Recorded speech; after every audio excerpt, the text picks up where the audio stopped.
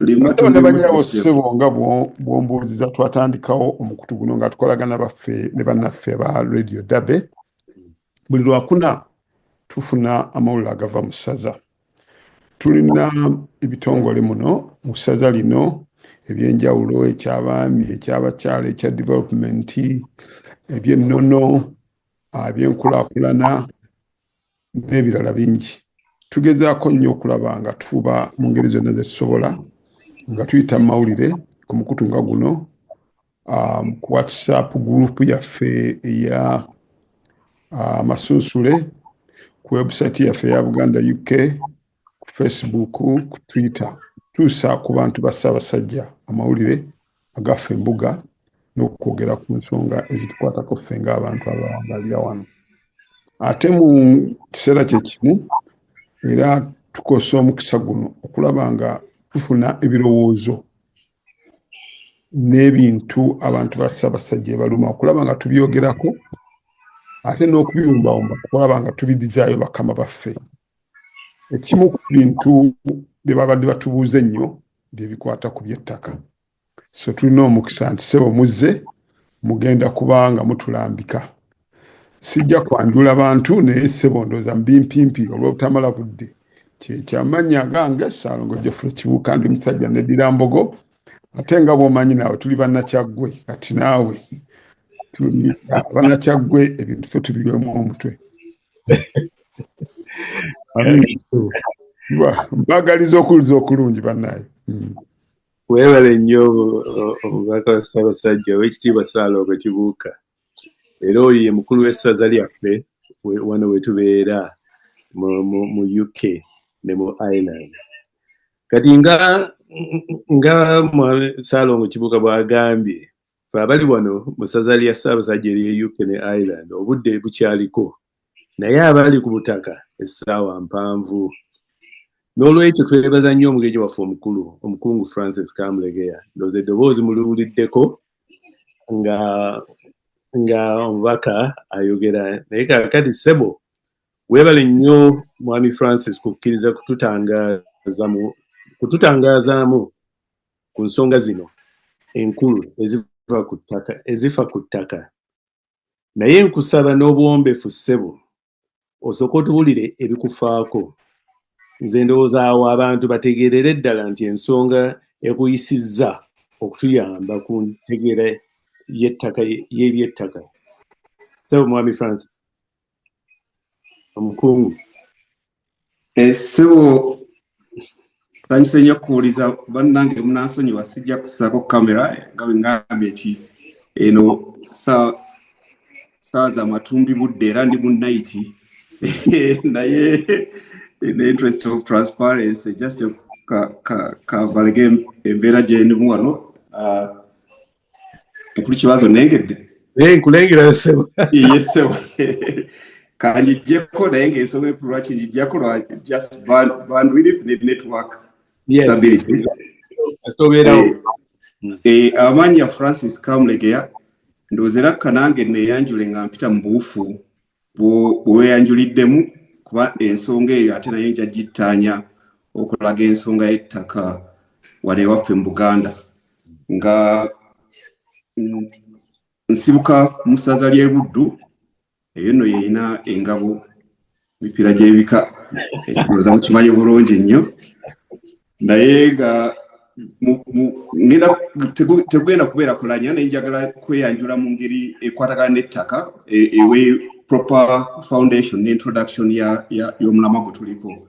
Nga nzaalibwa omugenzi Joseph Kafeero, oyo nno omugenzi era agalamidde ku butaka, njogera nno ku ttaka, Kalongo Kaliisizo.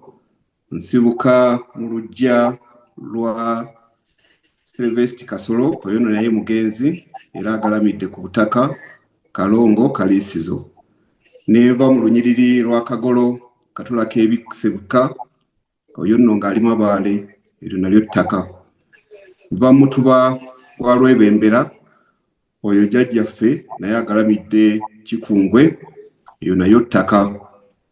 Nemba Musiga lya Jjumba Ebunjako, oyo wawano wano ekyaddondo, nga owa Kasolya mu kika kyenvaamu ye Mugema era nga neddira Nkima. Mwami Kibazo nsazeewo okweyanjula mu ngeri eyo as opposed okwogera biki byenkola n'ebifaana bwe bityo kubanga ebintu ebyo byonna byonna nga bwe mbisengese bya ttaka. Era ndowooza guno omukutu nekye tuliko kyakuyiga nzikiriza nambulule n'ensonga lwaki Abaganda tulanya bwe tutyo. Omuganda bw'obeera olanya osookera ku nnyumba gy'ozaalibwamu, ennyumba eyo etuula ku ttaka.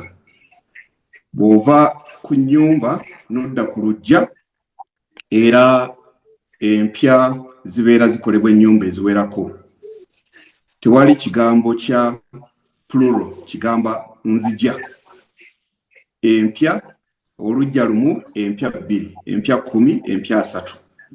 Nazzikuno nga bamaama bwe batuukanga kugenda okuzaala nga maama bamujja mu nnyumba, abakyala bakulu ne bajjajja abazaalisa ne basimba olunyiriri ne batwala maama mu lusuku. Maama yazaaliranga ku kitooke, ekitooke ekyo kyabeeranga wansi w'omuti gw'omutuba. Njagala tubeere mu class. Odde mu nnyumba n'engenda ku luggya n'engenda ku mutuba. Omwana bwe yamalanga okuzaalibwa n'aggyibwayo ku mutuba ne bamukomyawo owaka, era bamaama ne bajjajja n'abantu abakulu ab'ensonga awo nga bategeka amasiga 3. Amasiga 3 ago ne gateekebwa wansi w'akasolya ne bafumba ekyogero, omwana ne bamunyiga n'emikolo gyonna egikwatagana n'okuzaala. Era nga mu kasolya omwo mwe bakakasa nti omwana ono azaaliddwa mu nnyumba eno era wa kika kino n'aweebwa n'erinnya. Kankomaawo naye nga emirimu gyenkola mpeereza mu Bwakabaka nze ssentebe wa Buganda Land Board, era mu Bwakabaka nze ssentebe wa Lubiri Development Committee, mpeereza ewa Maama Nnaabagereka nga ndi ku lukiiko olwa Maama Nnaabagereka Women's Development Foundation. Mu corporate world nayo ndi busy nnyo, ndi chairman wa I&M Bank, eyo banka nnene nnyo wano mu Uganda ne East Africa. Ndi director mu MTN, eyo namugimanyi company esinga wano obunene mu Africa mu byempuliziganya. Ndi director mu Old Mutual Insurance Company, eyo nno ye company ya insure mu Africa wano esinga obunene myaka 20 n'okusoba. Ndi director mu Nakasero Hospital, lyemu ku malwaliro agali private ag'omulembe nnyo wano ewaffe mu Uganda. Era nga ndi director mu Quality Chemicals Limited. Nenga kunze ng'omuntu nyina emirimu egyange gyenkola giri Masaka, ndi mulimi wa mmwanyi era nzirukanya amasomero agawerako ng'essomero eppya kati eririwo erya Masaka Vocational Training Institute lyetwatandika myaka nga 2 okuyamba abaana n'abavubuka bafune obukugu mu mirimu egy'emikono. Sebo kansimbe wakati awo. Era sebo ndowooza olyosi n'osimba wakati kubanga biwanvu naye weebale nnyo, weebale ddala omukungu. Era ndowooza kandowooze nti tewali kati ajja kwebuusabuusa nti entegeera n'ebigambo by'ogenda tuwulira nga tewajja kubaawo omuntu abibuusabuusa mu ngeri yonna. Oba oli ku mirimu gyo gino egy'omu tawuni oba egy'oku kyalo oba egy'oku luggya nga bw'otutandikiridde ddala, ng'ova mu nnyumba n'odda ku luggya n'odda ku mutuba and so forth. So weebale nnyo sebo. Kati ngenda kutandika nga mbuuza omukungu ebibuuzo bangi bye tubadde twebuuza. Ndowooza bingi byajja okuba nga atangaaza, naye bwe tunaamala nga nammwe tubawo omukisa okubuuza by'otategedde bulungi oba byabadde tannaddamu. Abeetegese muyinza n'okuweereza ebibuuzo byammwe mu chat box ku Zoom, ku chat room awo. Abalala muyinza okuba nti nno mujja kwagala kubuuza ebyammwe nga lines tuzigudde. Kale ssebo katutandike nga mbuuza omukungu ebibuuzo ebijja tutangazaamu ku nsonga zino ez'ettaka tulyoke nammwe tubawa akakisa okusobola okubuuza ebibuuzo eri omugenyi waffe omukulu. Sebo tubuulireko mukungu ku mateeka agazze gakolebwa ku nsonga z'ettaka mu Buganda okuviira ddala mu 1900 okutuusa we tuli kati. Weebale nnyo Mwami Kibazo, weebalira ddala kutandikira ku ndagaano y'olwenda kubanga eyo ddala y'ensibuko y'ensonga zonna nga bwe tuzimanyi wano mu Buganda. Mu bimpimpi endagaano ya lwenda era gye tumanyi nga 1900 Buganda Agreement yakolebwa wakati wa Obwakabaka bwa Buganda n'abafuzi b'amatwale ng'ekigendererwa kyali kya kulambika engeri ettaka gye ligenda okukwatibwamu era mu maaso awo nja kulambululako okulaga ebyava mu ndagaano eyo.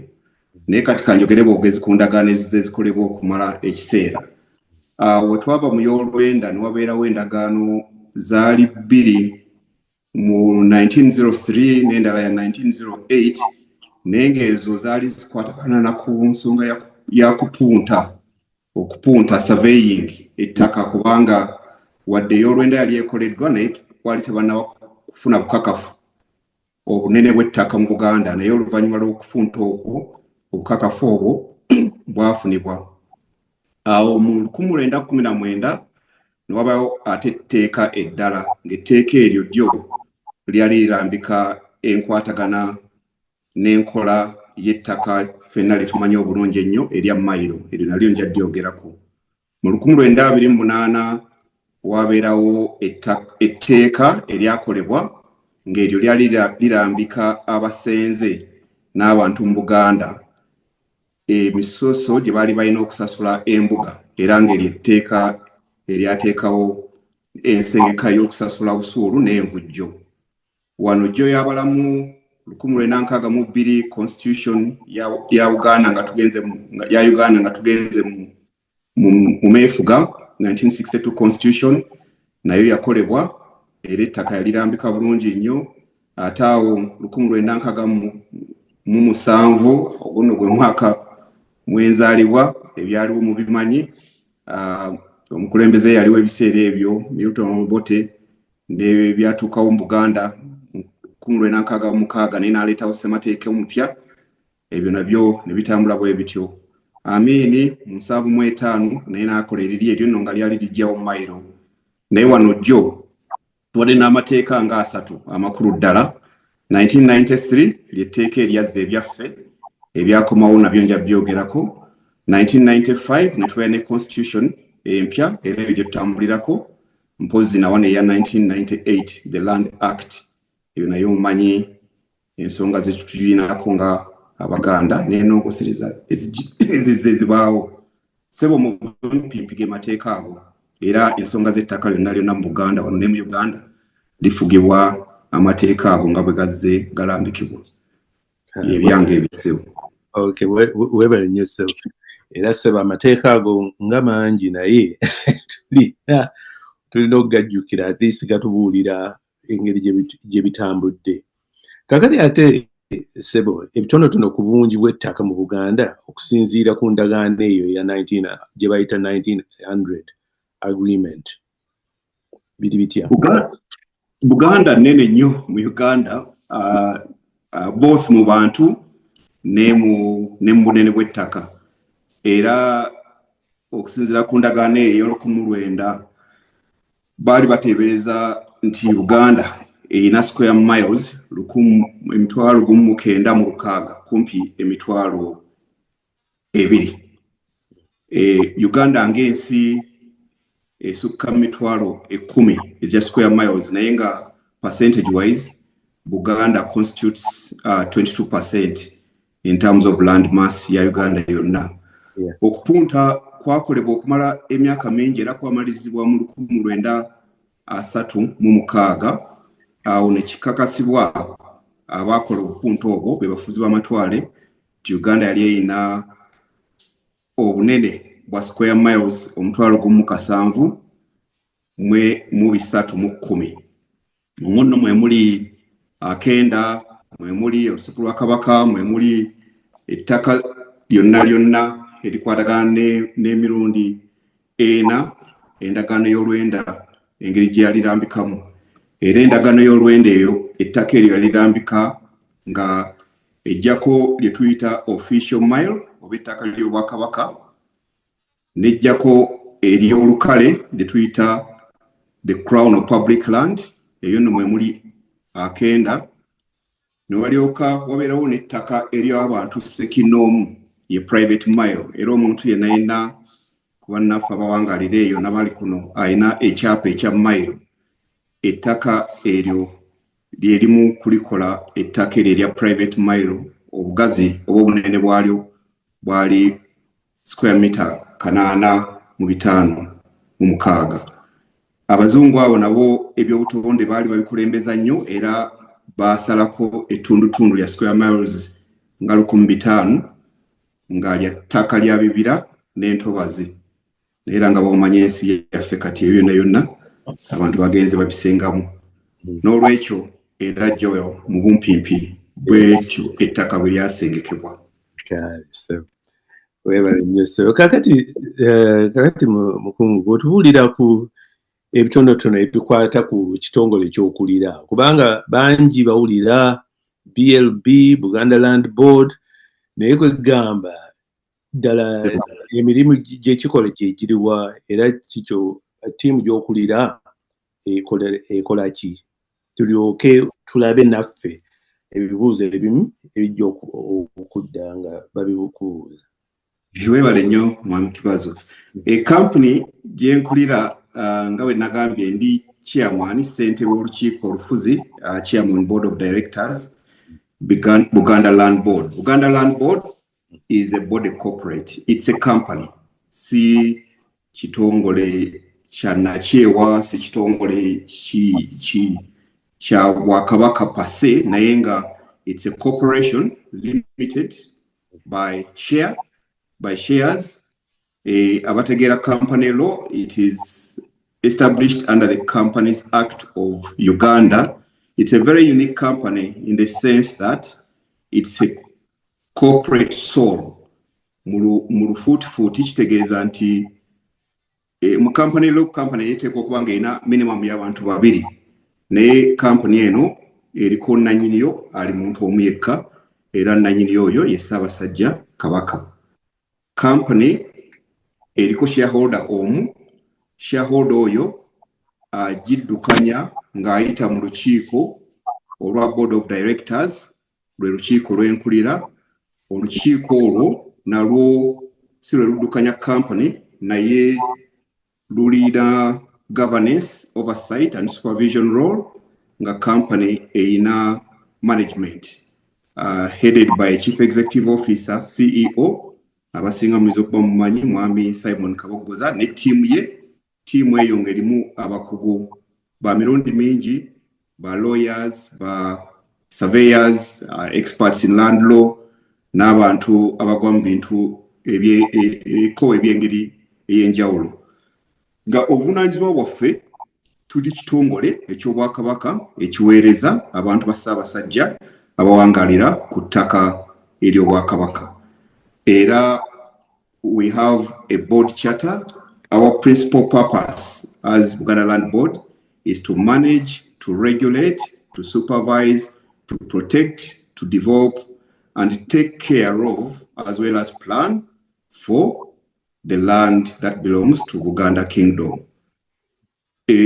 Omulimu guno gutwaliramu ebizimbe n'ettaka naddala ebyaffe ebyatuddizibwa wano jjo y'abalamu mu 1993 ne mu 2013. Ebyo nabyo mukulu njabirambika. So we are a service organization responsible for managing, regulating, administering, supervising, protecting, and developing the land that belongs to the Kingdom of Buganda.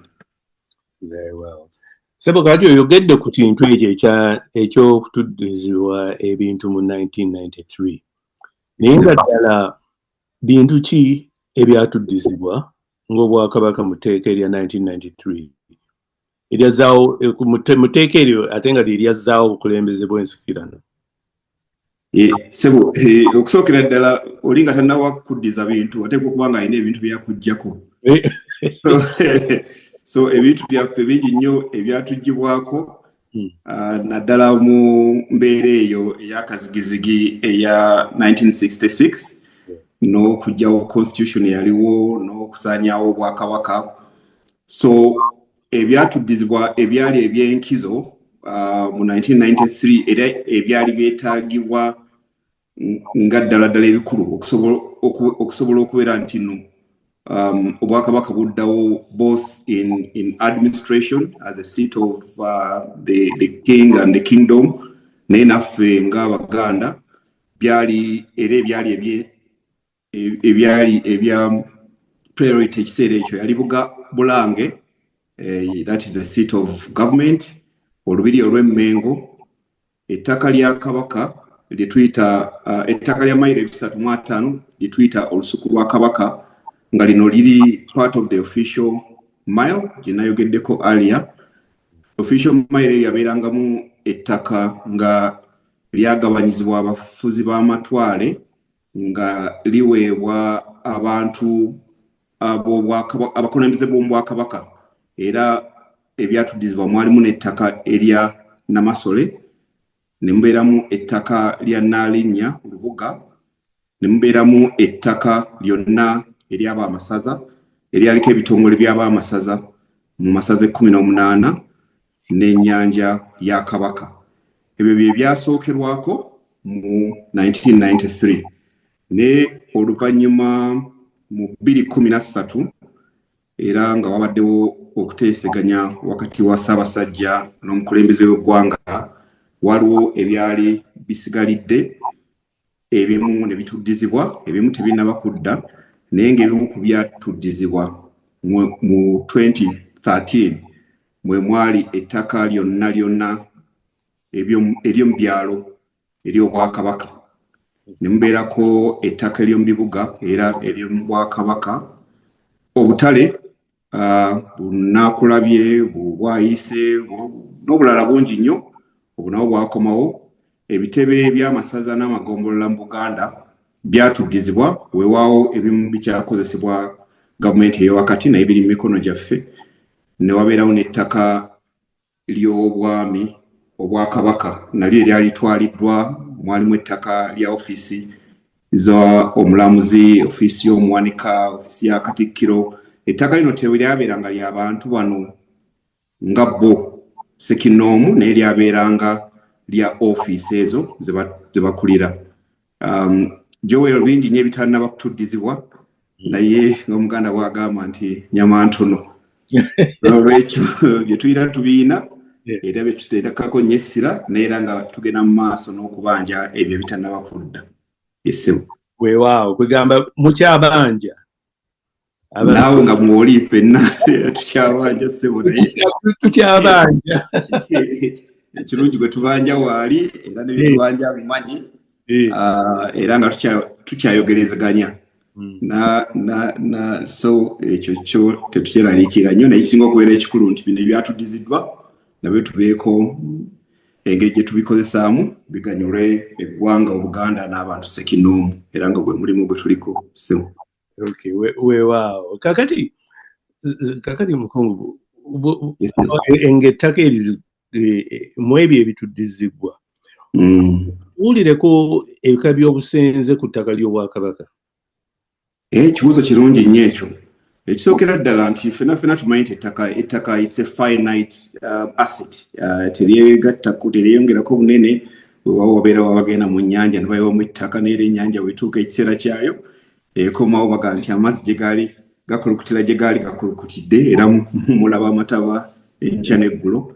N'ekirala nti oli ne bw'alikola atya tagenda kuyola ttaka n'alissa ku fuuso oba sinottrack oba amagulu 10 n'alitwala, era balitwala ne bamala bo ne bagenda lyo nesigalawo era ne liddira nannyini lyo. N'olwekyo bw'owulira nga baga nti akalo kono kaaliko nannyiniko, kituufu ddala kaliko nanyiriko. So ettaka ery'Obwakabaka erya Ssaabasajja ng'omuntu n'erya Buganda awamu limanyiddwa naye ng'ettaka eryo liriko abasenze. Ffe ffenna abasinga tuli ku ttaka eryo. So waliwo abasenze abasangibwawo amateeka gano ge twogeddeko ng'etteeka lya 1998 ssemateeka wa 1995 ab'ebibanja abamu baali tebalina liizi. Bano abantu abo tugezaako nnyo obba guidinga and encouraging them okusobola okufuna ebbaluwa okuva mu kitongole kyaffe ezikakasa obusenze bwabwe. Era nga kikulu nnyo omuntu ali ku ttaka lya Kabaka okubeera n'ebbaluwa oba ekyapa oba ekintu kyonna ekiraga nti wano nze nannyiniwo era wano we wange, era nga ebbaluwa eyo oba ekyapa eyo kibeera transferable. So okubeera n'ekibanja ebiseera ebisinga oyinza okubeera nga ekibanja tekisobola kubeera registered instrument mu land office nga lease oba mailo oba freehold. Naye ng'Obwakabaka bwina enkola y'okuwa omusenze ekyapa kye tuyita enkola eya kyapa mu ngalo, ndowooza mwagiwulirako. Naye nga ebimanyiddwa mu land law obulungi ye liizi, era liizi ziweebwa omusenze ng'asobola okuweebwa myaka 5 okusooka, naye nga we encourage people for the long leases myaka 49 oba 99. Enkola ya liizi buli omu agimanyi, era bangi abali ku mukutu balina amayumba e Bungereza eyo. Oyinza okwesanga nga olina flats mu very big development, naye nga gwinamu 2, 3, 4 bedroom apartment, naye nga your interest is a leasehold interest in a development of maybe 20 flats, as opposed to kubeera nti gwe nannyini ttaka kwe litudde. Then wabeerawo ne lease, ne wabeerawo n'omuntu omusenze ow'ekibanja gwe nayogeddeko. So enkola ya mirundi ebiri, kibanja na lease. Naye ng'ettaka ly'Obwakabaka tetuligabaako freehold, kubanga freehold yo oba mailo esigala nga ya Kabaka, naye nga gwobeera ne interest ya myaka 99 ate nga olina n'obukakafu nti singa liize yeggwako you'll be guaranteed extension if you have the first right of refusal singa oba osazeewo obuta renewing liize eyo. Yes, okay. Kati nno omuntu ayita mu mitendera ki? Ayita mu mitendera gyangeri ki okusobola okufuna ekyapa ku ttaka Obwakabaka, kubanga oyogedde oba lease oba kibanja, so kakati omuntu ayita mu mitendera ki? So emitendera miwanvuko ngezaako gifunza, naye nga ekikulu kyonna abantu abali ku mukutu n'abantu abalala bonna kwe kumanya nti amateeka agakwatagana n'ettaka gali regulated by an act of parliament in Uganda. Era n'ebyapa eby'obwannannyini they are instruments of legal title issued by the Land Office of Uganda. So fenga Buganda Land Board, we are facilitators. Kubanga ettaka lya Kabaka ng'omuntu oba lya Bwakabaka, naye nga liriko abantu abalituddeko, abalikolerako, abawangalirako ng'abasenze. Kati ffe ne tubeera nga tu facilitatinga omuntu ono aliriko okufuna a document, legal title which shows bona fide occupancy and ownership, naye nga eventually document eyo ebeera issued by the government of Uganda Land Office, era yegaba ebyapa. Nga okusookera ddala singa olina ettaka lyo kwotudde, olina ekibanja ebuziga, emunyonyo, ewaffe Masaka, ebuddu, ebugabira, ewamu ekyaggwe, emisinje, step esooka okuwandiisa ekibanja kyo. Ekibanja ekyo weetaaga abataka b'okukyalo nga bamanyi nti ono Mwami Ssaalongo Geoffrey Kibuuka ono Misinje we bamuzaala, era wadde bakadde be baafa naye wano tumanya n'omwana we yakulira.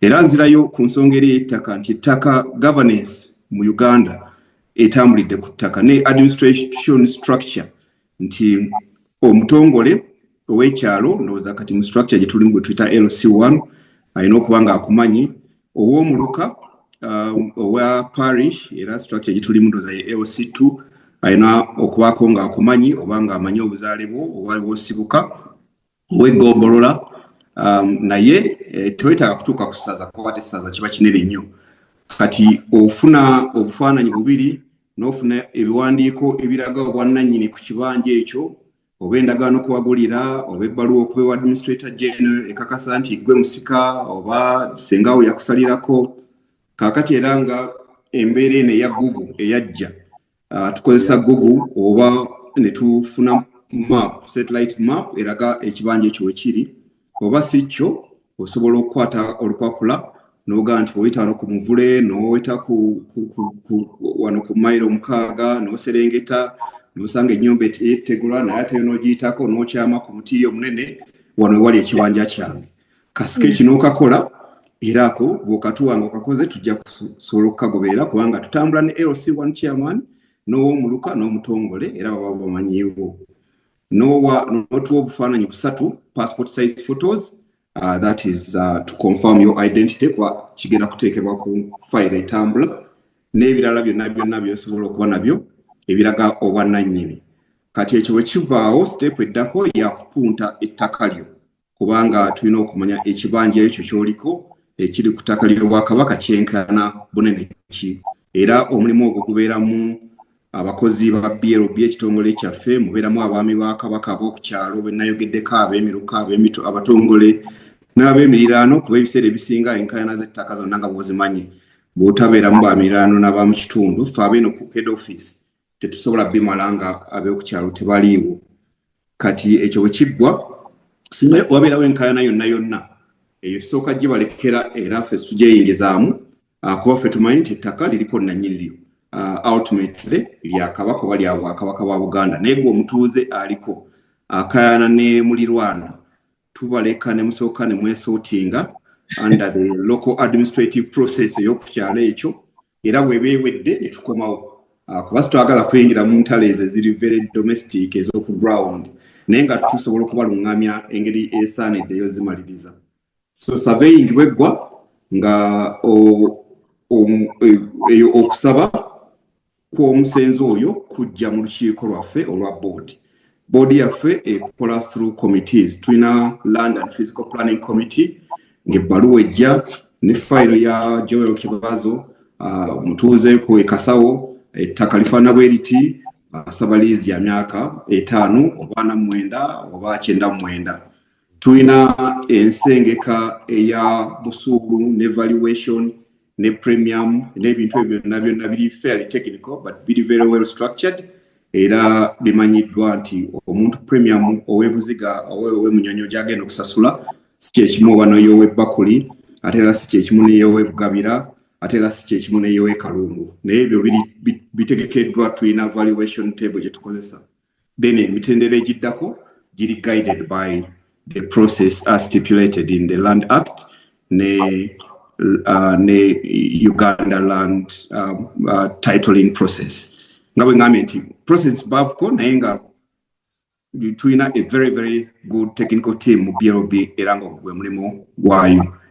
Abakola ekyapa beba Uganda Land Office era ffe we are facilitators but we ensure that you get your title in time after paying certain fees. Yes, sir. Kati sebo ogani ntino otuwulidde process. Kati mbuuza ntino oli kandi nganze tudde wano nganyulwa ntya oba ntino obusenze bwange ku ttaka lya Bwakabaka. Ki kyoyinza okundaga nti kati emitendera gy'empiseemu ddala kijja okumpa?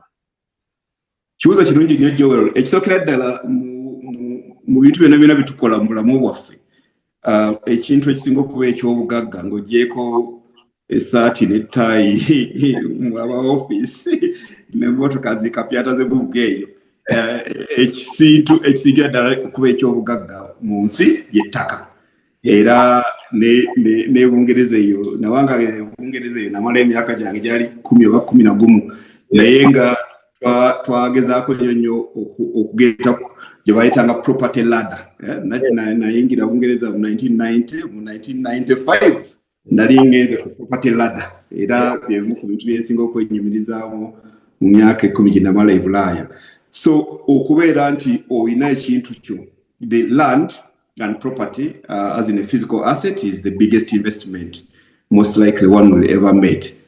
So bwanga osangiddwa already ng'olina ekibanja emisije ekasawo ekyajjajjawo nejjajjawo kibadde mu kika, it's only right and fair and appropriate gwe ng'omuntu wali exposed ali educated era ayagala okusecuringa title ne asset eyo esigale mu family okuprocessinga title. So okufuna title kitegeeza nti olina obwannannyini ku ttaka lino, tewali muntu ayinza kufuutuka eri n'agamba nti lino ttaka lino kubanga jjajja wange ne jjajja wange ne jjajja wange yalikuwa. Ekyokubiri nti title means that osobola okugenda mu bank, fena abasinga the concept of mortgaging which is in the UK and everywhere in the world is that nja kuwola sente and you mortgage to me in return the title of your property and I hold it as security. So abantu bagamba nti nabuze mortgage, tosobola kugula mortgage. You are just mortgaging something ogiwaayo nga security. Oli ayinza abasinga katwane waffe ekyapa okitwala mu bbanga naye Bungereza eyo oyinza n'obutalaba ku kyapa kubanga bw'ogula bakisigala eri kitambulira ebaalooya bakijja ne bakitwala eri gwe ne bakuwa ekisumuluzo n'otandika okusasula loan on a regular basis. So kyekimu na wano nti weetaaga okuba n'ekyapa n'ekirala nti ne bw'oba teweetaaga kukyewulerako kukwata okukwasa ekyapa kyo nga kiriko erinnya lyo, kiriko signature ya Buganda Land Board oba atonezi ba Kabaka n'otuleege tubeera ku minooto munene ng'ekyapa kyo kikutte mu nkwawa n'okisa ku mmeeza n'olagira ddala nti ye naawe oli obadde okukola emyaka gyo nga gyekyo olina. So that is on a lighter note. Naye nga kikulu nnyo omuntu okuba nti osecuringa obusenze bwo by way of holding a title. Kubanga ate ekyo mukisa omubi nti singa obeera n'eliizi ya myaka 5 neggwako n'otatereeza Obwakabaka tebugenda kugoba ku ttaka naye ate oba naawe tulaze buvunaanyizibwa singa wabeerawo omuntu azze n'asaba liizi ku ttaka eryo ate ng'agenda kukolerawo ebintu ebirala gwe oba olaze nti naawe toli interested. So kikulu nnyo ssebo. So ezimu kwegamba ze tuyita bragging rights. Naawe obeera nazo nsoba nti kakati mbadde njala okuzza ku kantu akalala kakati projects eziri ku ttaka ly'Obwakabaka olina kyoyinza otulaga nti nno ezimu ku project ennene ez'abantu sikinnoomu eziri ku ttaka ly'Obwakabaka? Weziri nyingi nnyo Mwami Kibazo mu Uganda wano ate era byemu ku birungi by'emboozi ng'eno oba program nga zino wakati bwe nkugamba nti hotel Commonwealth Resort Hotel Munyonyo eya Omugagga Sudiru yonna gyeba ne gyekoma eryo ttaka ly'Obwakabaka era etudde era entega era ayina liizi okuva mu Buganda Land Board oba okuva mu kitongole ky'Obwakabaka yagifuna nga ndooza byobite nabaawo. Hotel Serena Kigo ogitegedde eno eyaffe eya wano ku Munyonyo bypass awo Serena eyo nayo eri ku ttaka mpadde ezo nga bbiri ebimu ku bintu ebinene ddala naye nga projects nyingi nnyo ez'abantu Ssekinoomu Freedom City eri wano ku Entebbe Road y'Omugagga Ssebalamu ne abantu abawangaalira ebuziga amayumba gaayo galaba gatunula ng'abantu Munyonyo waffe Bugabire eyo Kusaza tuli eyo Kalungu Singo wonna abantu bakoze projects eziwerako era kyobalaba nti kati omuntu wasaako project ku ttaka ly'Obwakabaka ng'eyo kiba kikulu nnyo n'abeera ne liizi ya myaka nga 99 kubanga ekintu kyataddeko kya buwangaazi naye nga nokodde ebyo ebisatu bye biri most visible and likely to be most known by by colleagues on the forum naye nga n'ebirala bingi nnyo ate nga n'obwakabaka nabo bwina project zaayo ze bukoze ku ttaka lyazo nazo sobola zogerako ssebo just to era ssebo wansenga zogereko kuba mbadde ngenda zikubuuza zokakati naffe ssebo tetutudde butuuzi tugaba bugabirizi ne tukuŋŋaanya obusuulu naye obwakabaka bwina ebitongole bingi nnyo naye ng'ebitongole ebisaale mu property development Buganda Land Board eyo yo nga bwe ŋŋambye custodian then ne tubeera ne Namulondo Investments eyo a property developing company era nga ya developing Muganzi Lwazza shopping center eyo shopping mall nene nnyo eri Katwawo okumpi ne Church of Uganda Martyrs Church Katwe Mirembe Villas ekigo era mirembe ezo twazimbira mu ssebo ab'e Bulaaya nnungi nnyo ziranye golf club ejenjogeddeko eyawali ku Serena oli kumpi n'amazzi osala ekkubo n'ogenda n'ozannya golf ovaawo n'olinnya emmotoka n'ogenda ku airport totawana na kujja mu kabyo kaffe ak'ekiwaatule n'ekkira n'olwekyo ennyimba ssebo zammwe nnyingi nnyo twazituma na villas okukola ki walaga nti nno ezo twazizimbiramu ne tubeera ne Sentema housing estate eno ye yaffe omuntu owa bulijjo era wansi ziri Sentema ku side eno eya side ya Temangalo ziri ku doza bukadde banga 5 oba nezigwamu nyumba nnungi nnyo era abantu bazittanidde nnyo ne projects endala nyingi ziri mu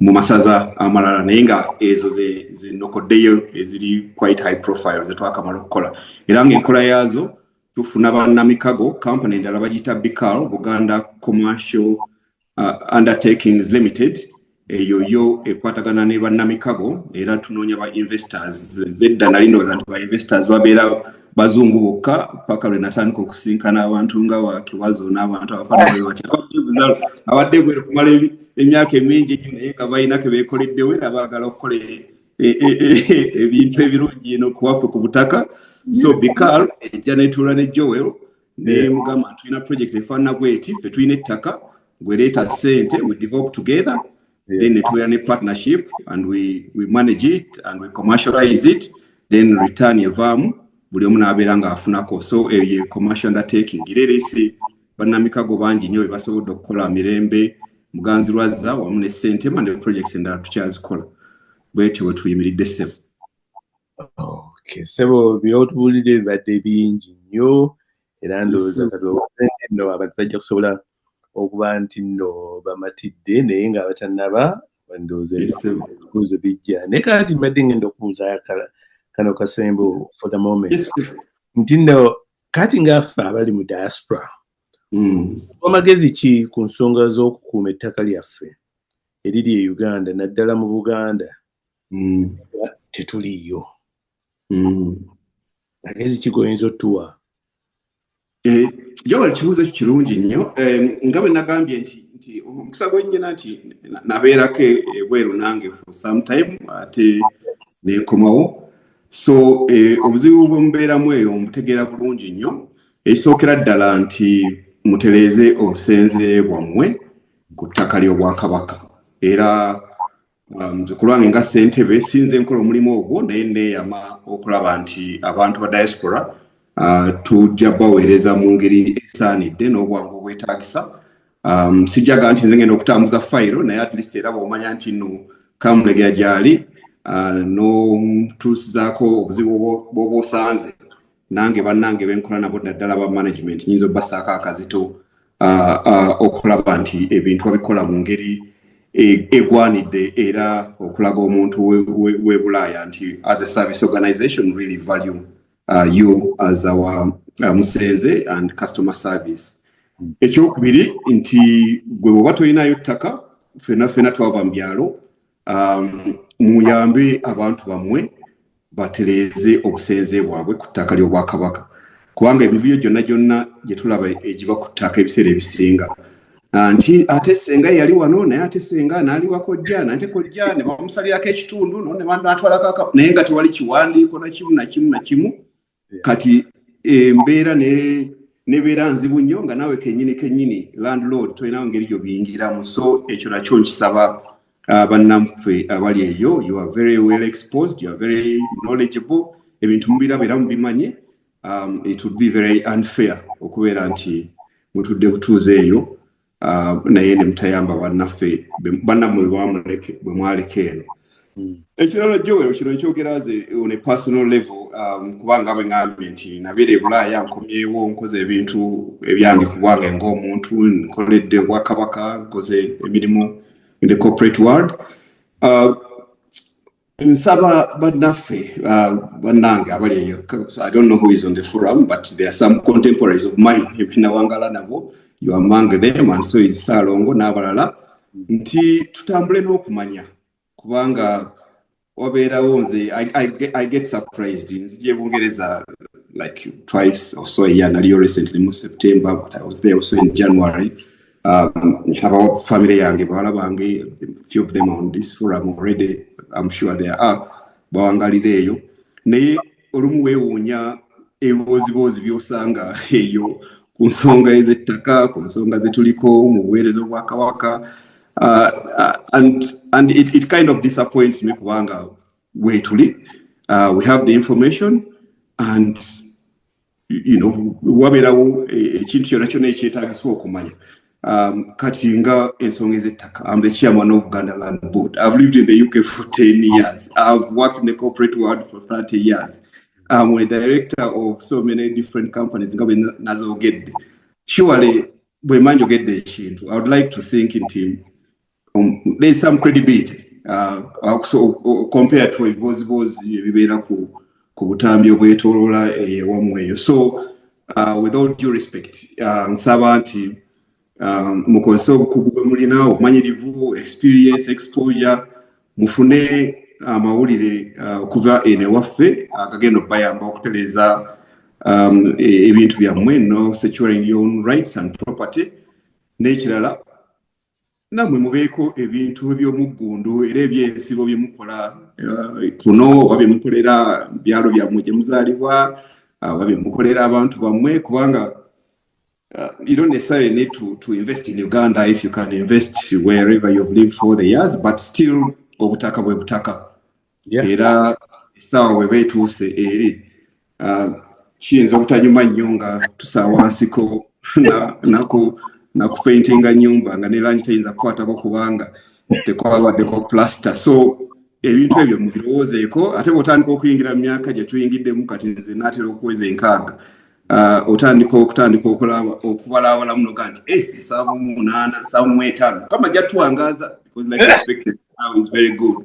Naye ku 7:5 8 ojagiweza Joel, onoobeera nga oliawo Croydon oli ku tyoku oba wadde nga ayagala obeddeka mulegiya eno Namugongo nga tunywa kaawa, twejjukanya embeera za winter ezo. So enteekateeka eyo inagitandika kati, ate ffe gye tuli, and we assure you take care of your interests, and we've had the experience on both sides. So mutereeze obusenze, muyambe bannammwe abawangalira kuno, ne nammwe mwetegekere ebiseera eby'omu maaso eno ewaffe ku butaka, tukulaakulanye ensi yaffe. Yes.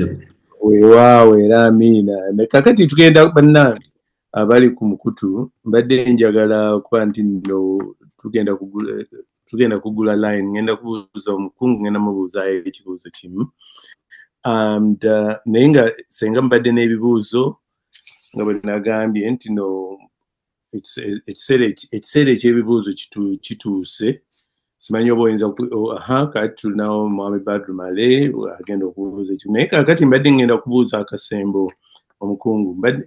Oyogedde ku experience gye mulina ku both sides nga bw'okyogedde, naye nga Buganda Land Board n'ebintu byogeddeko tukituukirira tutya. Nze nvudde wano nsazeewo okuva e Croydon nga ndi omanyi kangende ntereza ebintu byange. Nina wentuukira. So Buganda Land Board tuli ku Masengere.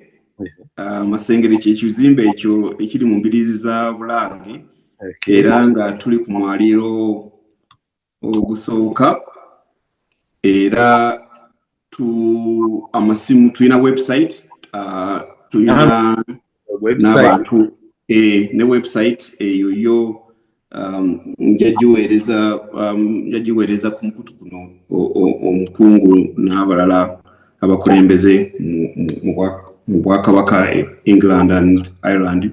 Yes.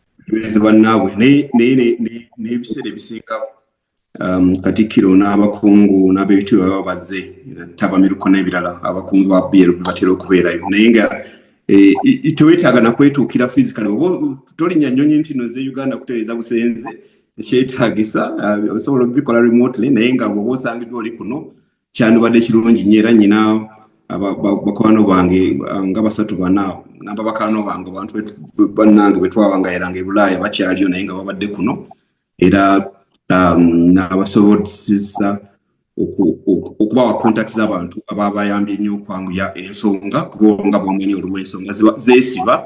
Yes. Just with service culture yaffe mu Uganda nga bw'ogimanyi naye nga we really want to make a difference and we are very serious about serving abantu basabasajja abali ku ttaka lye.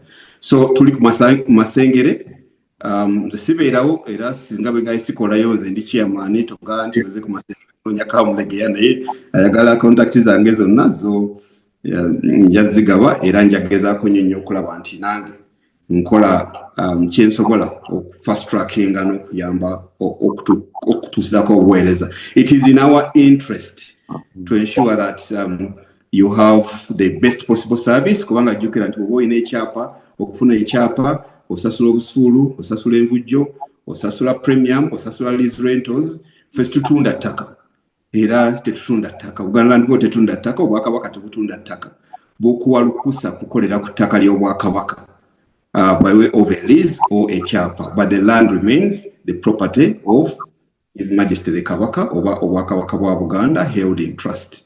Yes. Yes. So kakati sebo ekyo tukitegedde tulina Masengere tulina website kakati okuvaawo wabaawo engeri omuntu gy'ayinza at least okutandika okutambula ng'asazeewo. Yes. Era ngenda kusaba bannange abaddukanya ekitongole bankolereyo brochure flyer ne contact zonna ne process omuntu gy'ayitamu n'amasimu agakukola n'ebintu tulina ebintu ebiwerako kati ebiri electronic bye tukozesa naye bibeere nga mubiina kubanga nga bwe ngambye nti personally I really get frustrated when ntuuka eyo ne mpulira ebibuuzibuuzi ebitatuzimba ng'abantu ebitazimba Uganda ate nga ekituufu tukimanyi naye naffe tulina obuzibu nti maybe we haven't shared information as well as we should. That much I admit. Yeah.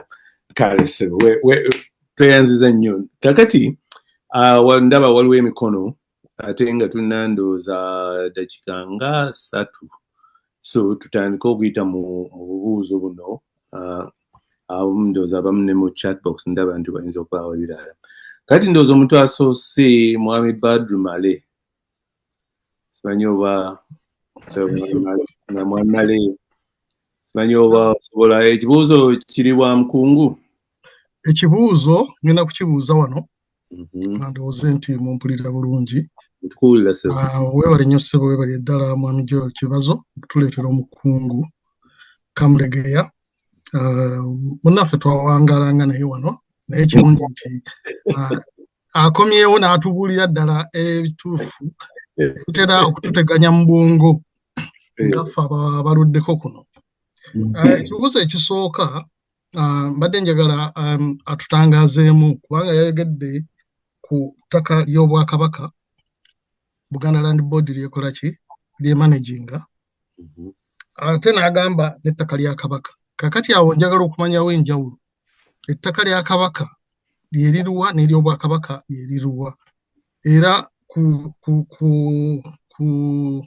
byombi ani landlord Ssaabasajja ya landlord oba Ssaabasajja landlord wa ttaka lya Kabaka.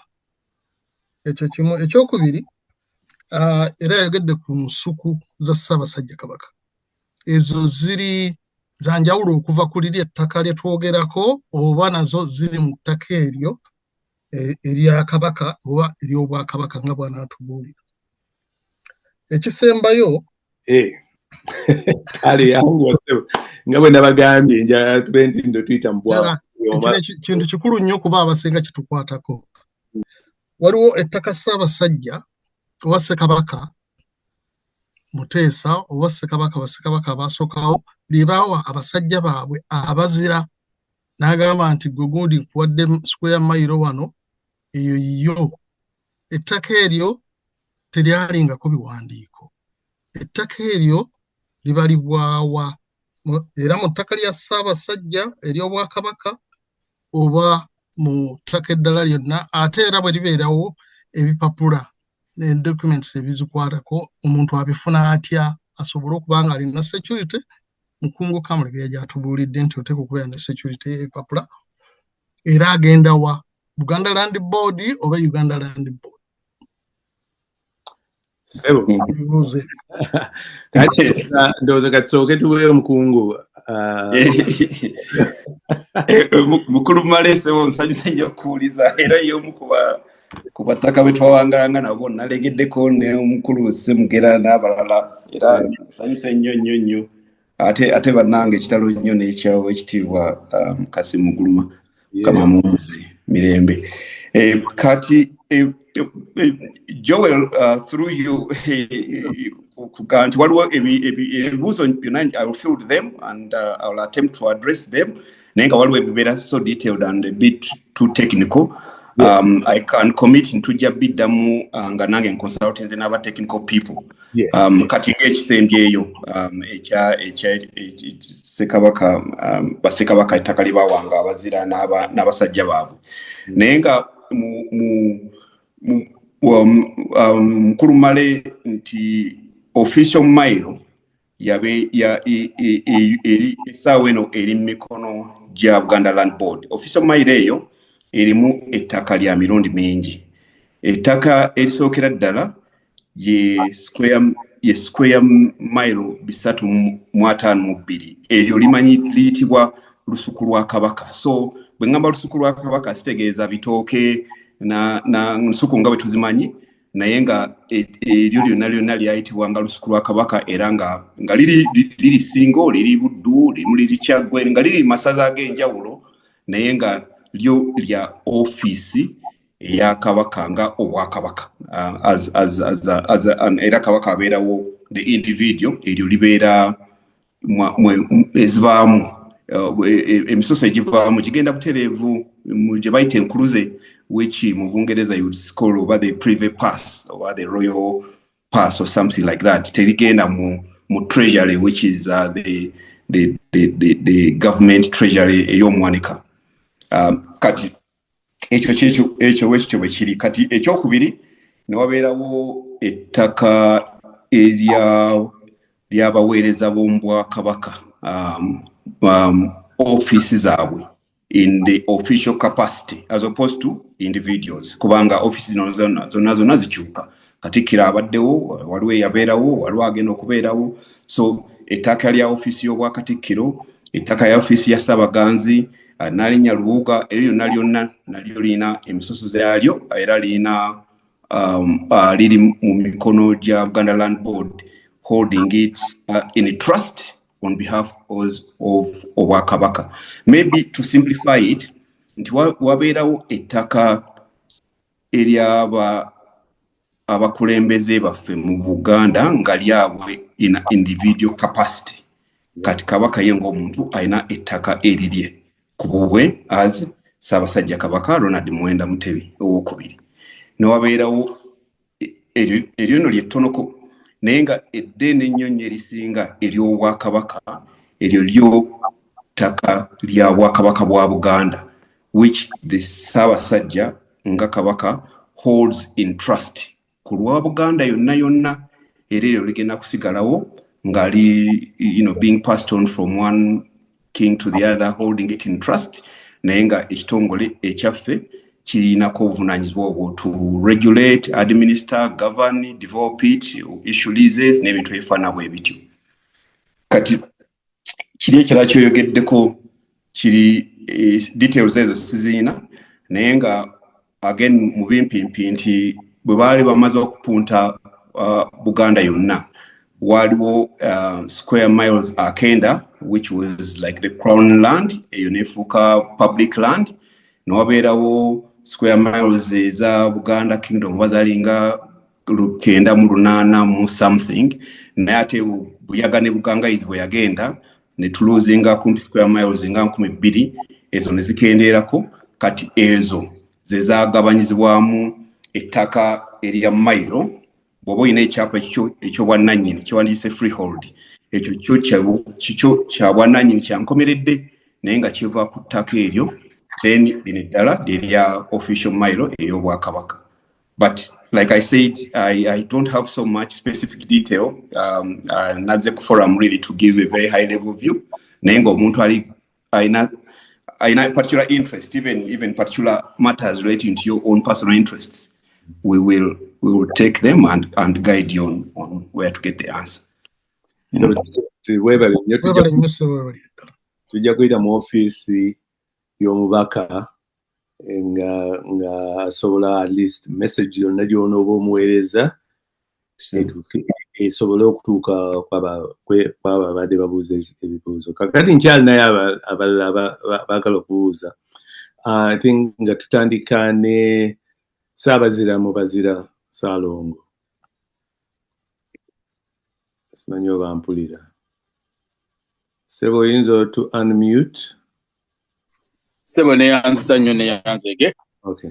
Nsooka okwebaza Ssebo gwe mutesitesi webale kutusangako programu eno n'okutuwa omukisa ne tubaako bye tuwulira ne bye tuyiga okusinziira mu Bulaaya eno gye tuwangaalira. Nsanyuze nnyo okuwuliza ku Oweekitiibwa Ssaalongo Kibuuka n'abooluganda mwenna. Ssebo Oweekitiibwa Kamulegeya tusanyuse nnyo okututangaaza mu nsonga z'ebyettaka era nensanyuka nnyo n'okuza saawangalako naawe wano nensanyusa nnyo okuba nti oli munnakyotera munnange. Ekibuuzo ekyange oba ebibuuzo byange biringa bibiri. Ekisooka mpuliddeko nga oyogera ku bibooziboozi. Ebibooziboozi weewaawo tubisanga ngaffe abakulembeze naddala eno wansi gye tuwangaalira. Omuntu najja n'akupuleyingira ka clip akagamba nti Ssaabasajja atugamba temutunda ttaka. Ate Katikkiro n'agamba nti tunda ettaka olye ku ssente. Kakati ekibuuzo ekyo ne kikulema ngeri gy'oyinza okukiddamu n'ogamba nedda mu butuufu. Ssaabasajja bagamba nti tutunda ttaka ate Katikkiro n'atugamba tutunde ettaka. Ku bombi tuwulirizaani ekyo ne kibeera awo. Ningamba nja kibuuzaako abakulu manyi totambala abantu nga tolina ansa ntuufu. Ekirala bwe mba nina ekibanja nga nakigula oba ettaka nga naligula nga nina ekyapa kyange n'ettaka eryo nga tikuliko kikolebwako, waliwo abatugamba nti bw'oba tolina kyokolerako ettaka nga weriri basobola odditwala. Ekintu ekyo kiyimidde kitya? N'ekirala mbadde nina gwe mbadde ntudde naye wano ng'abuuza enjawulo eri wakati w'obusuulu n'empujjo. Ebyo byange Ssebo. Weebale nnyo Ssebo. Ssebo Mukungu obiwulidde? Mbiwulidde Ssebo. Kati kansooke n'ekisembayo nakyo kiri technical obusuulu n'empujjo. Ekyo nakyo sigenda kwatemptinga kiddamu kuba ekirungi kyakyo nti kyo kina finite answer. So eyo nayo ngenda kusaba ba technical team bakinkolere mbuwandiike era nayo nja kugiweereza ew'omubaka agiweereze Ssaalongo n'abalala bonna. Ekyokubiri nti basobola okutwala ettaka lyo nga tolina kyolikoleddeko, ekyo tekisoboka. Ensonga eri gye twayogeddeko y'ey'okubeera nti oba ddala olina ettaka tereeza obusenze bwo obeere ne title eraga nti gwe nannyini, ebisigadde biri wakati wo na ttaka lyo. Kubanga tewali muntu agenda kuva mu Bwakabaka bwa Buganda oba Buganda Land Board agambe twakuwa liizi ya myaka 9 naye katuli myaka 37 situlabako kantu. kubanga bwe baba bakuwadde lease wabeerawo ettaka nange nyina ettaka nalifuna mu Uganda Land Commission naye nga lyo lyaliko obukwakkulizo nti ogenda kulimirako aye tosaako bizimbe bya ssemaduuka okusinza location yalyo nti oba liriko mu wetland ogenda kulundirako byennyanja nakola biki aye toyiwamu ettaka so ebyo byo bibeerawo era ne lease olumu zibeerako restrictions on usage naye nga tewali mu Bwakabaka muntu yenna oba mukulembeze w'Obwakabaka asobola kukola ki kuteekawo mbeera na kukalubiza na kutawaanya era kitugamba nti tereza obusenze bwo otuule entende gwe kyosalawo okukola land usage bw'omala okufuna obusenze kyogenda okukolerawo ate tekirambikiddwa Bwakabaka kirambikiddwa land use policy ya government ya Uganda so oyinza okwesanga nga oyagala okuteeka ennyumba oba ekisaawe ky'omupiira ate bagamba nti wano twagazeetingawo walina kuzimbibwawo kalina ezitasukka wansi wa 4 so ekyo Ssebo Ssaalongo si kituufu era bwabeerawo nga waliwo akatambi oba ekintu kyonna kyonna kyewali owuliddeko ekigamba bwe kityo ekyo am committing nti I will address it through my office and colleagues to correct that.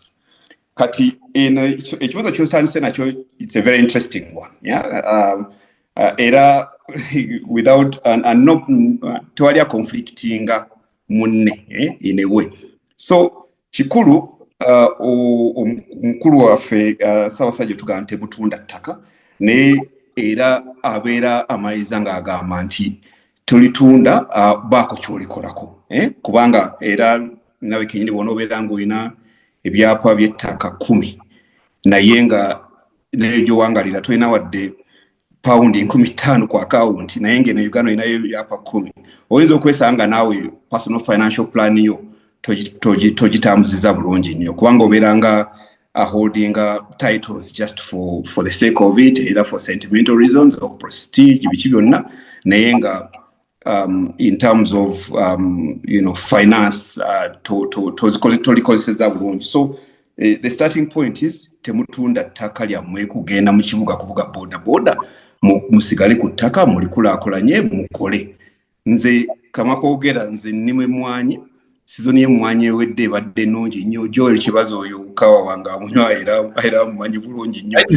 era awoomerera ddala naye nga ekyewuunyisa nti kati omuntu alina eka y'emmwanyi nze nyina kati modo gye nkozesa ewaffe Masaka eyo tuli awo okusaza Bugabira mu Ndege naye nga osobola okufuna million kumpi nga 7.8 nga olimidde ddala emmwanyi ng'omuti gubaze bulungi nnyo era nga akatale weekali era akatale tumanyi gye kali kati ekemu ng'oli mu kyalo okubeera nti osobola okufuna mu ssente ezo nabw'ojjako expenditure tosobola kubeera nti you are worse off than omuntu atunze ettaka najja mu kibuga n'avuga boda ne bamukuba akatayimbwa ne bamutomera n'akola biki nabanga talina kyasigazizaawo so that message from Ssaabasajja is a very very valid message era ffenna we relate to it naye nga ojongerezaako era tugamba nti no ne bwe tuba tulanya sikulanya naye nga okumalira tugamba nti no wangaale Ssaabasajja n'enkumbi ku bbega kubanga obeeraawo nti n'okomya bukumi awo naye nga tokoze era atukubiriza enkye naggulu tubeere ku kyetukola so ekyo kyo nkitegeera kakati kino ekyokubiri simanyi ebiseera ebisinga nti obutambi obwo bukwatibwa ka clip ne kasaasaana nga kali out of context naye nga oli bw'agamba nti no tunda ettaka oba okole kyokola I think ettaka is an asset tunda ettaka ogyemu ssente okole ekirala kuba mu butuufu Ssaalongo okubeera nti no olina ebyapa by'ettaka 10 naye nga tozimbye ekizimbe ekivaamu rental income which gwe noga nti nze ettaka lyange batugamba situunda ttaka oyinza okwesanga nga ate advice ogitutte mu ngeri so literal and out of context so obeera ng'olina ettaka by the way tewali plural mu ttaka kubanga era bwoga nti amataka oyinza okakana ng'ate oyogedde bubi. So ettaka libeera ttaka nti bwobeera ng'olina ebyapa 10 nze ŋŋamba nti nno kiba kya buntu okukwatako ebyapa 3 n'obitunda n'ofuna ssente nezidevelopinga 7 kubanga at the end of the day oyagala kudevelopinga ttaka eryo libeere nga lireeta passive regular income. Si kubeera bubeezi na byapa nti ttaka it has grown in capital gain naye nga tolina wadde na 10 mu nsawo. So I think context matters.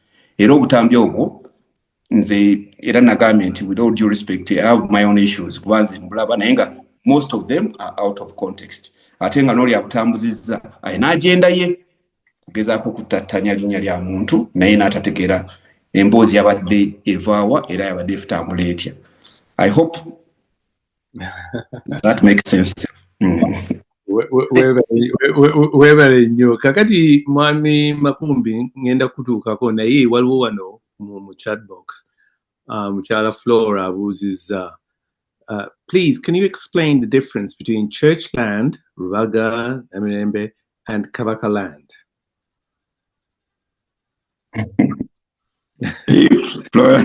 Flora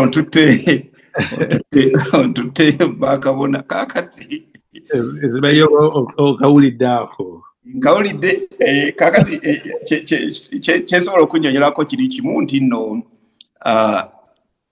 ettaka erimu eriri ko kati Rubaga Cathedral awe waabeeranga olubiri mu myaka egy'edda the early 1800s era ettaka eryo ne litonebwa obwakabaka ne buliwa abaminsani era ne wabeerawo ettaka kati ng'ennaakula byawe w'amakaayi awo nawo lyali lya Buganda naye ne Buganda era neeriwa so ki ekyasookawo ekyo tukimanyi Buganda yasookawo abaminsani bano ne bajja oluvannyuma so abasinga bonna ettaka eryo lyabaweebwa Bwakabaka bwe butabeera Bwakabaka lyabaweebwa abatuuze b'amatwale nga bakola ki nga bagabanya ettaka eryo nga bwe twayogedde gye twatandikidde naye nga ebifo ebyenzikiriza ebimu biri ku ttaka lya Bwakabaka era ebiseera ebimu mbeera mu meeting nga tuli mu lease tuzirenewing nga twakarenewinga lease ya King's College Buddo eryo ttaka lya Bwakabaka Kiyinda Mityana Cathedral n'ebifo ebiriraanyeewo ttaka lya Bwakabaka era tuli mu process ya kurenewinga lease Namuŋŋoona wano n'ebifo ebirala biri awo ba Orthodox lya Bwakabaka so akaalo kano kaaliko nannyiniko era abalala abajja oluvannyuma ne basengako abamu ne baweebwa byankomeredde Mairo abalala ne baweebwa very long leases. So Flora, I can only answer it at that high level. Naye bw'oba ng'olina any particular piece of land gy'olinamu interest nga oyagala confirming ddala oba ya Bwakabaka oba ya kanisa oba Eklezia ekirabo nsobola okikuyambako nga nkola okunoonyereza through our office. Okay, Flora, I hope you've got that response, and hopefully you can sort of respond to that in terms of if you really want the answer to that. Thank you. Mwami Makumbi. So mwami Kibazo ne mwami Kamulege sasa bawuliza. Kati waliwo nasoma kulitu kimu gye bagamba ettaka bagamba lya BLB ettaka balekera Buganda government eriwa abantu abatafuna ttaka nti abantu bawa abamasaza abakabaka abaana b'engoma bonna ne bawa ettaka eryasigalawo bati balina biseera kuliwa aba peasants ne bagamba Obwakabaka bukola ki buluwe abantu naye baabwe Obwakabaka nerifuna ttaka lyabwe olina jja ngamba tulawo zonna amawanga amalala gonna balina cultural land agakavalinga abantu abo ebintu ebyali ebyabaganda mengo n'ebifuula bibyo nasoma ku literature naye simanyi how far it is kati gwe ngaali Buganda Land Board njagala ombule ku kintu ekyo. Nkulu Makumbi sanso kuuliza literature eyo ndangera okujjako nga mulabyeko ne mmanya kikiboogerako exactly kizibu nnyo okukiddamu. Ekikulu kiri bwe kiti nti nga bwe natandikidde nti ettaka kubira ddala mu ndagaano y'olwenda okutuuka we tuli kati ettaka erya Buganda lya Buganda lya Bwakabaka and omukulembeze abeerawo n'abakulembeze ababeeriwo they hold it in trust on behalf of Obwakabaka n'Abaganda bonna. Kati ne yensonga lwaki nti lisigala nga lya Bwakabaka kuba Obwakabaka bubaddewo era bugenda kubeera mu myaka na myaka naye ng'ate abantu abali mu Buganda wadde oli Muganda wadde toli Muganda okukkirizibwa odikozesa. Kati gavumenti nega nti baligabanye bagundi baligabanye ekyo sikimanyiiko. Jjukira nti nno gavumenti ezikyuka zezireetawo emivuyo ku ttaka lino kubanga constitution eyankaaga mu 257 nti ate Land Amendment Act n'essaawa eno byenjogeddeko byetutakyaba byetubanja bayimanyi nti nno byaffe netukkiriza babikozese era babikolерemu emirimu. Ttaka lingi nnyo eriko ebitongole bya gavumenti oba nkambi oba kooti as in the judiciary wano amakomera n'ebintu ebifaana bwe bityo naye nga ekisinga okubeera ekikulu nti nno liriko obwannannyini. So bwe tuba tuzeeyo mu literature era tulina okuddayo emyaka emabega kyembagalako abantu abali ku mukutu nti you are informed, you are very knowledgeable, ne bw'oba osazeewo not to exercise the knowledge that you have access to it. So you know very well why Uganda and Buganda in particular was a protectorate as opposed to a colony. Bajja wano ne basanga nga tuli very very well organized. Bajja nga banoonya ttaka era gye bagenda yonna ettaka baalitwala wane waffe tebaalitwala naye ne baleeta endagaano eryo ne libeera shared and parceled out in a manner that Obwakabaka bwafunako abantu basekinoomu ne babeera reserved era zezo mailo zezo titles etuyina eza mailo then wabeerawo ne crown land which is the public land era kwe kuli parliament kwe kuli ebintu bya government byonna that was part of the crown land. So I would be interested in that literature and then also what he was saying, the writer or she, and then we can respond to it by way of information. There are lots of authorities in Buganda kunsonga z'ettaka. I'm not one of those, but I can refer you to them once I know how that was being framed in that literature. So, kakati weewala nnyo abuuzizza n'omukungu kukiddamu ekyo. Kakati tuli kumpi kumala emboozi yaffe olwaleero essaawa nga bwe muziraba naye zitandise okugendagenda ate nga n'omugenyi waffe ali ku butaka ndowooza amaaso gagenda ali kumpi kweziba naye waliwo ekibuuzo ekiva mu mwami Kiwanuka mwami Kiwanuka waba ali ku mukutu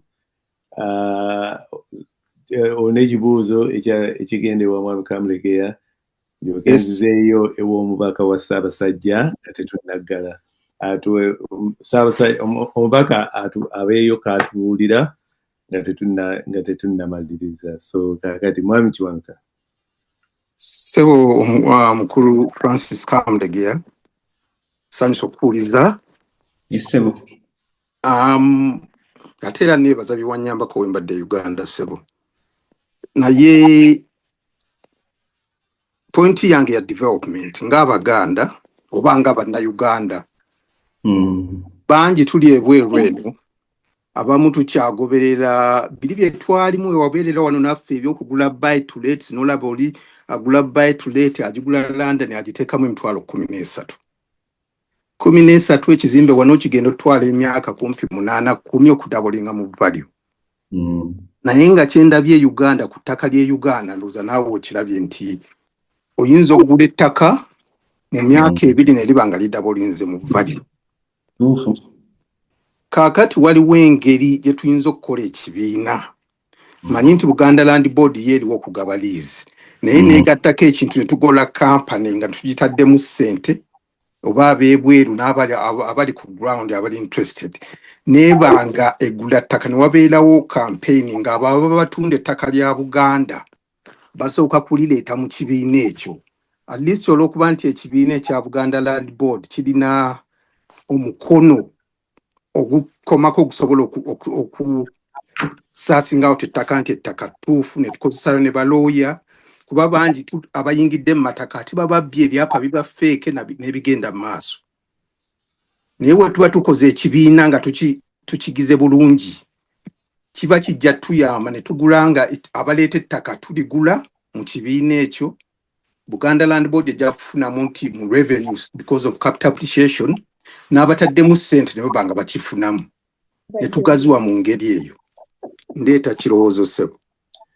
kati omukungu nga tonnakiddamu ekyo mwami Kiwanuka manyi nti nno olina ekibuuzo omukono ndowooza nakoze mistake nema nti naate sigula okyali ku gundi okyawanise sebo abadde mwami Kiwanuka kati okay obadde tonnassa okay sebo omukungu eddamu ekigundi ekyo sebo ebimu ku bye mbadde nange okugenda okumaliriza nabyo kwe kugamba nti ng'oggyeko ekyokujja wano okuddamu ebibuuzo n'okutanya ku nsonga bannaffe aba diaspora zebaagala okumanya ku by'ettaka e Uganda eno gye tuweereza nange mbadde nsaba kufunayo ku birowoozo biyinza obutabeera immediate saawa eno naye nga mmaze okunyonyola obuvunaanyizibwa bwe tulina nga Buganda Land Board era nange abamanyiiko nange bemmanyi tweyabeerako eyo ate atali what's the right word ali a bit more knowledgeable professional experienced ate nga bampadde obuvunaanyizibwa buno nange nandyagadde okuddayo ewa Ssaabasajja ewa Katikkiro ne mu lukiiko nga ndaga nti bannaffe be nawangala nabo aba bannaffe nga bentegeera embeera gye balimu eri ate nga Baganda Bannayuganda era nga benyumiza ewaffe balina ebirowoozo ebifaana bwe biti bye tusobola okutwala mu lukiiko oba mu the powers that be okwongera okuzza Buganda ku ntikko so mwami Kiwanuka ekirowoozo ekyo kirungi ffe nga bwe ngambye nti mandate yaffe nga bw'omanyi ni corporate and board charter na biki byonna obeera very clear what your responsibilities are ahe n'otasukkawo era bw'oba wakusukkawo ahe n'obaako gy'ogenda okwebuuzaako to make sure that toleetawo buzibu n'okola ebintu by'otasobola kuddu naye ng'ekisookera ddala Buganda Land Board tetunda ttaka Buganda Land Board kuyambako okusinga ku ttaka ly'Obwakabaka era neerungamya obusenze bwo n'obeera ku ttaka ntende n'okolerako emirimu gyonna gy'oyagala okukola omuntu ne bw'aba nga amaze okufuna obusenze ku ttaka eryo akkirizibwa to transfer ownership but with knowledge and permission of Buganda Land Board so kati Kamulege ayinza okufuna liizi kuva ku Buganda Land Board ate Kamulege n'agiguza Kiwanuka kati Kiwanuka naye nga atanabagiguza Kiwanuka Buganda Land Board erina okumanyaako kubanga ekintu kyo transferringa nannyini kyo original alina okumanya kati ndowooza bwe buufu oba olimu nti abamu bakola transfers ezo ate ne zibeerako abantu maybe abatagenda kubanga batwagaliza bulungi oba batagenda kubanga bali ku mulamwa bwe tuliko ng'Obwakabaka singa wabeerawo enkola nti omuntu oyo ayagala okukyusa obwannannyini asooka bwe tukimanyaako ne tubeera nga tulina nga kampani eyo oba group eyo efaanana bw'etyo ekyo kiba kikola ddala bulungi nnyo whether it's land banking oba just consolidating tulina etteeka waffe terinaaba kujja unfortunately baliyita real estate investment trusts nti singa etteeka eryo liba lizze era nga liri functional actually musobola okukola company y'abantu nga 100 ne mubeera n'ekizimbe kiriko flats nga 2 naye nga you don't need to own a flat individually in that property but you own an interest in the trust which is tradable and the same goes with land as well so I'm personally as chairman of the board I'm very open to these ideas era happy to take it offline oba okuwa contact ya aba corporate relations and business development committee tugina kubanga nga bwe nagambye nti ba investor tebagina kuva eri ba magulu meeru ba investor balina kubeera ffe nammwe bannaffe abawangalidde abali very knowledgeable, very well exposed, balina properties e UK. You can Uganda release equity nojja wano Uganda emitwalo 5 egya Bungereza nga wagireese wano Uganda. It is hundreds of millions of shillings, and the return here, the average return on property in Uganda is about between 8 and 12% per annum. And I've done a few projects myself, so I can assure you there is money to be made here. Bobanga okwatagana n'abantu abatuufu era abalungi. Yes, so nkikudiza. You have my number. Let's talk. You see? So kakati sebo mukungu webale nnyo naye nga nsinze njo okusinza okwebaza ogwo mulimu wali wansingako era atutwala ffenna ngenda okuddiza naye nga sinnaba waliwo wano ababuuziza nti nno tukoze tutya okufuna ku contact z'omukungu Kamulegeya. Again ekyo njakiwa omubaka yajja okusalawo engeri gye tunaatambula ku ekyo, and abalala badde bakwebaza ssebo okusobola okubeerawo n'okuba nti nno osobodde okwogera naffe ebbanga lino lyonna eddene. Naye kati mwami Ssaalongo Kibuuka, omubaka wa Ssaabasajja badde ngamba nti anaakagambo kagenda otusuulayo nga tumala tusigaze obudakiika butono, I think dakiika nga 2 zokka.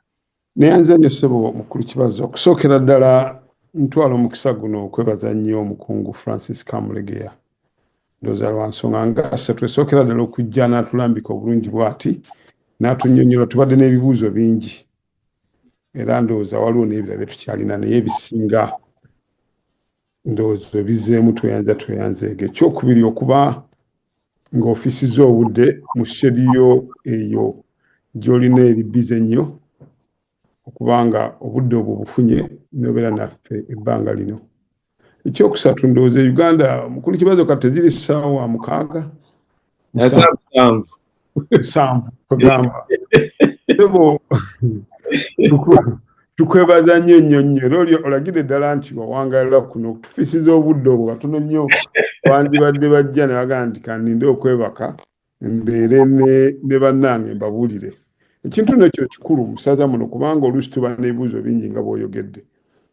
Ate era nga mwami omuzira bwe yagambye nti ate bano bakugamba kino ne bagamba kiri naye bagamba yeetuukidde takola ki tanywa mata bangufu. Kati ndowooza bannaye ebintu ebisinga babituzeemu era bawanga waliwo ebirala ebitamatiddwa ebibuuzo kati tufunye ddala oli asobiddamu era tulina n'aba development ku kikolwa essaza muyinza okuwandika ebibuuzo ebyo ne mubituusa ate ne tubyongerayo ne babanga basobola otuwa ansi entuufu okusinga okubuuza abantu abateebereza obuteebereza.